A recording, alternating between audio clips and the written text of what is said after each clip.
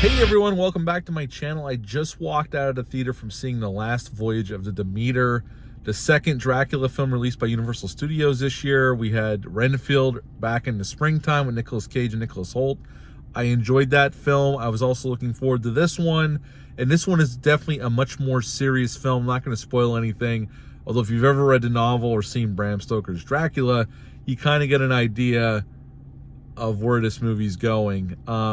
This is basically based on the captain's logs. It was touched upon in Bram Stoker's Dracula, the novel, which I've read years ago, and in Francis Ford Coppola's version of that novel, he hinted at it in a montage about the journey of Dracula to London to get delivered, well, have his crates delivered to Carfax Abbey. And this movie takes 95% of this film takes place on the Demeter, on the ship. And the cast here is pretty good. Corey Hawkins plays the lead here as Clemens, this doctor who seeks passage back to London. We got Liam Cunningham. If you're not familiar with him, he was in Dog Soldiers and Centurion. I know he was on Game of Thrones. I never watched that show, but I know he's on Game of Thrones as well. And he plays the captain here. There's a few other recognizable faces, and then mostly unknowns to me anyway. The acting's pretty good overall.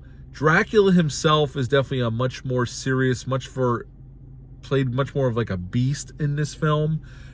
He doesn't really talk all that much or at all really, and he's much more feral. There's no romance here at all.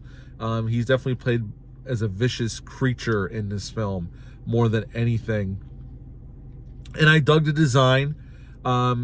A little bit of Nosferatu, a little bit of Salem's Lot, which was based on Nosferatu vampire. But that's what it kind of reminded me of. And most of the time, it's practical.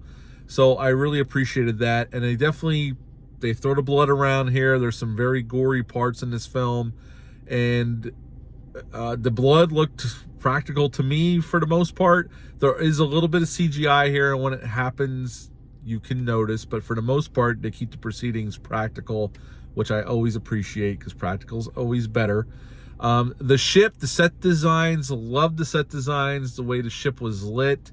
The director and the director of photography did a really nice job of lighting it, keeping Dracula in the shadows until you finally see the creature. Overall, I enjoyed it. It's definitely a much more serious take than Renfield was back in the springtime. Totally different kind of movie here. There's no levity really whatsoever to speak of in this film. It's taken very much more seriously. A couple of nitpicks, I would say it's clocks in at about an hour and 51 minutes long. It actually might be a little too long. I think it could have been tightened up maybe 5 to 10 minutes. They could have shaved off of this film. I think the pacing drags in a couple of spots.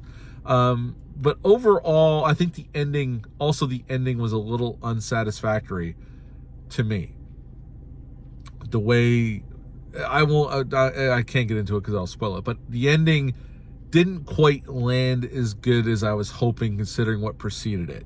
But overall, I did enjoy the film, and my initial thoughts out of the theater, I would give The Last Voyage of the Demeter an 8 out of 10.